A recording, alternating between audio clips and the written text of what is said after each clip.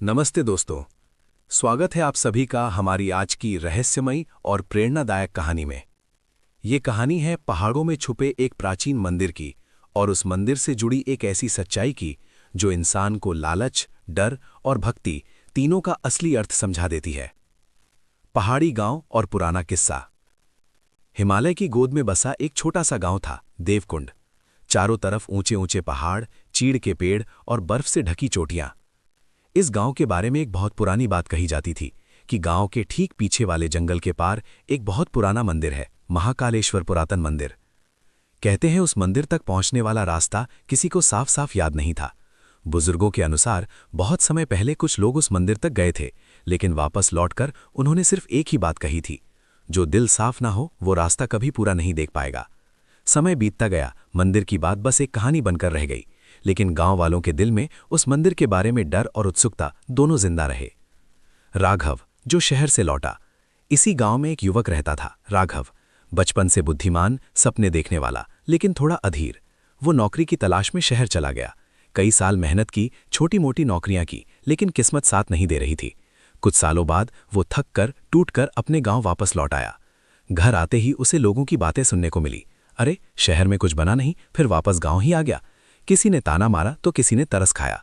राघव के अंदर कहीं ना कहीं गुस्सा, दर्द और हताशा भर गई। एक रात वो अकेले नदी किनारे बैठा था।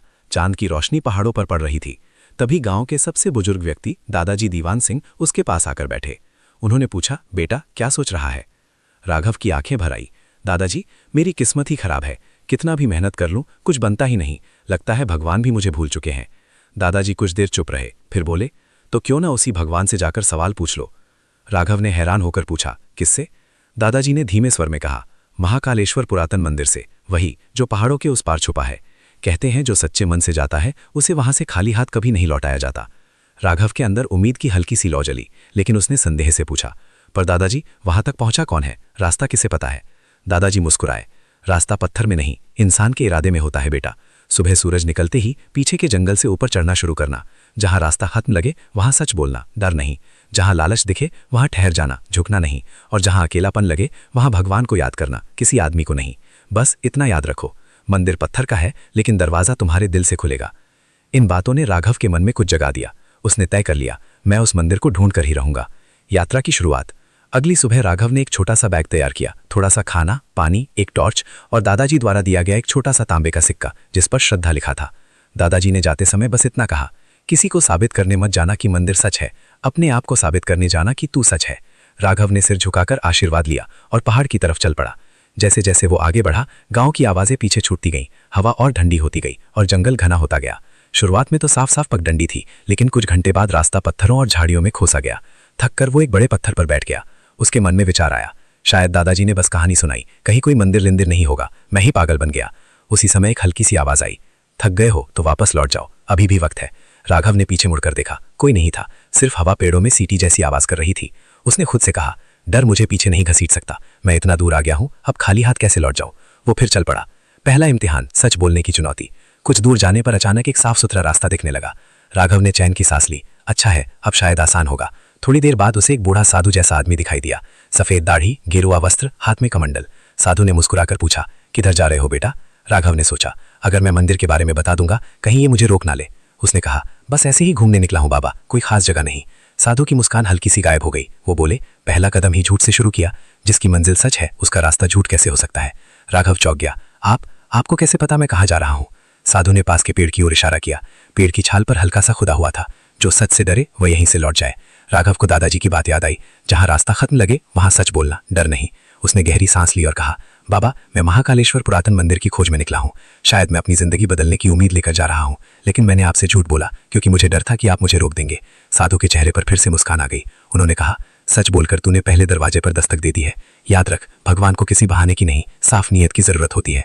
जाओ आगे बढ़ो, लेकिन अब अपने आप से कभी झूठ मत बोलना। इतना कहकर साधु आंखों के सामने से गायब हो गए, जैसे कभी थे ही नहीं। राघव कुछ क्षण तक स्तब्ध खड़ा रहा, फिर धीरे धीरे आगे बढ़ने लगा। दूसरा इम्तिहान, लालच का जंगल। थोड़ी दूर चलने के बाद जंगल अचानक बदल गया। जहां पहले सूखे पत्ते और सामान्य पेड़ थे, अब वहां अनोखे फलों से लदे पेड़ थे, चमकदार फूल और जमीन पर सोने जैसे चमकते पत्थर। राघव ने एक पत्थर उठाया, वो सच में सुनहरी चमक लिए हुए था। उसके मन में ख्याल आया, अगर मैं कुछ ऐसे पत्थर गांव ले जाऊं तो मुझे नौकरी की क्या जरूरत, मैं अमीर हो सकता हूं, लोगों के ताने भी बंद हो जाएंगे। रास्ता पतला, ऊबड़-खाबड़ और अंधेरे पेड़ों के बीच से निकल रहा था। राघव के मन में संघर्ष शुरू हो गया। अगर भगवान ने पैसे देने हों तो क्या गलत है लेने में? फिर भी दादाजी ने कहा था, जहां लालच दिखे वहां ठहर जाना, झुकना नहीं। उसी वक्त उसके बैग से कुछ गिरने की आवाज आई। उसने देखा, दादाजी द्वारा दिया गया तांबे का सिक्का जमीन पर गिरा था। राघव ने सिक्का उठाया। उस पर श्रद्धा के नीचे अब हल्का सा एक और शब्द चमक रहा था, सब्र। राघव के होठों पर हल्की सी मुस्कान आई। उसने सोने जैसा चमकता पत्थर वहीं रख दिया और खुद से कहा, अगर मेरी किस्मत बदलनी है तो वो 2-4 सोने के पत्थरों से नहीं, मेरे कर्म और विश्वास से बदलेगी। उसने ध्यान की राह चुनी और मुश्किल रास्ते पर चल पड़ा। जैसे ही उसने पहला कदम उस तरफ रखा, सोने जैसे पत्थर पल भर में साधारण पत्थरों में बदल गए और चमकते पेड़ भी सामान्य पेड़ों में बदल गए। अब उसे समझ आ गया कि ये सिर्फ उसके लालच की परीक्षा थी। तीसरा इम्तिहान, अकेलापन और डर। आगे चलते चलते शाम होने लगी। सूरज की रोशनी पहाड़ों के पीछे छुप गई और जंगल में अंधेरा घिराया। हवा में ठंड बढ़ गई, टहनियों की आवाज, जानवरों का चलना, सब कुछ डराने लगा। कुछ देर बाद राघव एक खुली जगह पर पहुंचा। वहां कोई रास्ता नहीं दिख रहा था। चारों तरफ सिर्फ चट्टाने और अंधेरा। थका हुआ, भूखा और डरा हुआ राघव बैठ गया। मन में विचार आया, बस अब बहुत हो गया। न मुझे मंदिर मिला, न कोई निशान। शायद ये सब बस एक कहानी ही थी। मैं बेवकूफ बन गया। उसकी आंखों में आंसू आ गए। उसे लगा जैसे पूरे पहाड़ उसका मजाक उड़ा रहे हों।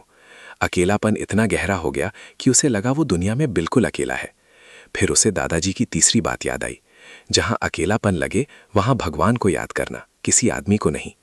राघव ने आंखें बंद की, दोनों हाथ जोड़े और धीरे से बोला, हे महाकालेश्वर, अगर आप सच में होते हैं तो मुझे बस इतना साहस दे दीजिए कि मैं हार न मानूं। मैंने अपनी पूरी कोशिश की है। अगर मैं गलत रास्ते पर हूं तो मुझे सही रास्ता दिखा दीजिए। मैं आपसे धन नहीं मांगता, बस इतना चाहता हूं कि मैं अपनी जिंदगी को इज्जत से जी सकूं और खुद को नाकाम न समझूं। उसकी आवाज थरथरा रही थी, लेकिन दिल से एक सच्ची पुकार उठ रही थी।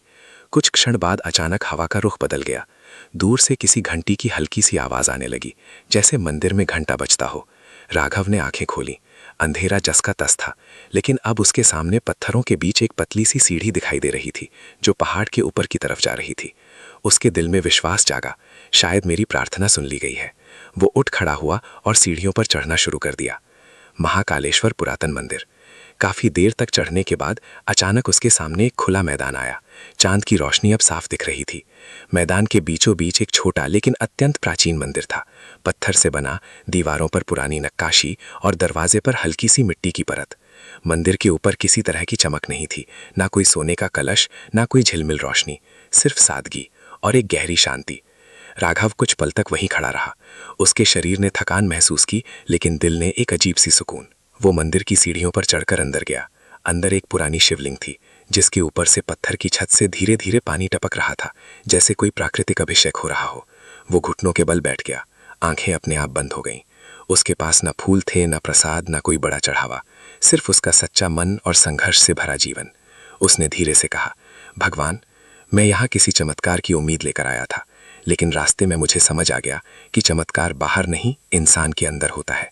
यदि आप मेरे साथ हैं तो मुझे इतना हौसला दीजिए कि मैं हिम्मत न हारूं, गलत रास्तों से बचूं और जो भी करूं ईमानदारी से करूं। जैसे ही उसने ये कहा, मंदिर के अंदर एक हल्की सी हवा चली। दीवारों पर जमी धूल थोड़ी सी हटी। राघव ने देखा, सामने की दीवार पर कुछ शब्द उभर रहे थे, जैसे किसी ने अभी अभी पत्थर पर लिखा हो, जो खुद पर विश्वास करे उसे मुझ तक आने की जरूरत ही नहीं, जो फिर भी आए उसे मैं खाली नहीं लौटाता। राघव ने विस्मय से पढ़ा। उसी समय मंदिर में रखे एक छोटे से कोने में उसे एक पुराना सा लेकिन काफी मजबूत धातु का संदूक दिखा। उसके मन में एक क्षण के लिए लालच आया, शायद यही वो खजाना है जिसके बारे में कहानियां हैं। लेकिन तुरंत भीतर से आवाज आई, क्या मेरे सारे इम्तिहान भूल जाएगा? उसने संदूक की तरफ हाथ बढ़ाया, फिर हाथ रोक लिया। अगर ये खजाना मेरे लिए ही होता तो मुझे इसे पाने के लिए भगवान के सामने लालच महसूस न होता। वो वहां से बिना संदूक खोले उठ गया, बस शिवलिंग पर हाथ रखा और नम आंखों से बोला, आपने मुझे खुद से मिलवा दिया, अब मैं खाली हाथ नहीं जा रहा। जैसे ही वो बाहर निकलने लगा, तांबे का सिक्का उसके हाथ से फिसला और शिवलिंग की जड़ के पास गिर गया। सिक्के पर अब 3 शब्द साफ साफ दिख रहे थे, श्रद्धा, सब्र, सत्य। राघव मुस्कुराया, शायद मेरी असली पूंजी यही है। लौटने पर बदली दुनिया। राघव ने वापसी का रास्ता तय करना शुरू किया, लेकिन हैरानी की बात, अब रास्ता कहीं खोया नहीं दिख रहा था। जहां पहले जंगल घना लगता था, अब वहीं साफ पगडंडी थी। जिन चट्टानों ने उसे रोका था, अब वे रास्ते के किनारे थीं।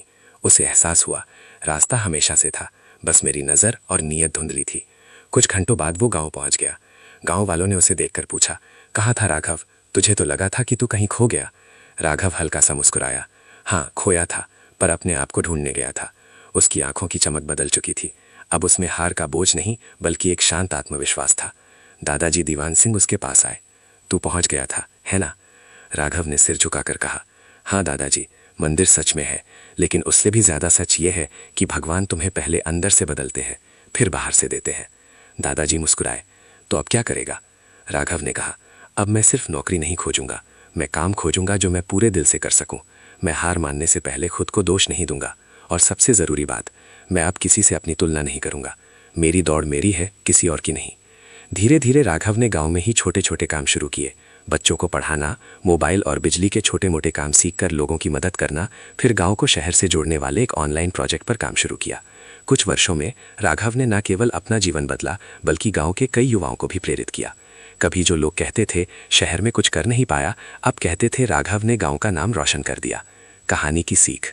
दोस्तों, ये कहानी सिर्फ एक पुरातन मंदिर की नहीं थी, ये कहानी थी हमारे भीतर छुपे उस मंदिर की, जहां जाने का रास्ता है श्रद्धा, सब्र और सत्य। डर आएगा, लेकिन अगर हम सच बोलेंगे रास्ता खुलता जाएगा। लालच आएगा, लेकिन अगर हम अपने सिद्धांतों पर टिके रहें भटकेंगे नहीं। अकेलापन आएगा, लेकिन अगर हम अंदर की आवाज़ और भगवान पर विश्वास रखें, हम कभी सच में अकेले नहीं होंगे। महाकालेश्वर पुरातन मंदिर कहीं पहाड़ों में हो या ना हो, लेकिन अपने आप पर, अपने कर्म पर और ईश्वर पर भरोसा, यही असली चमत्कार है।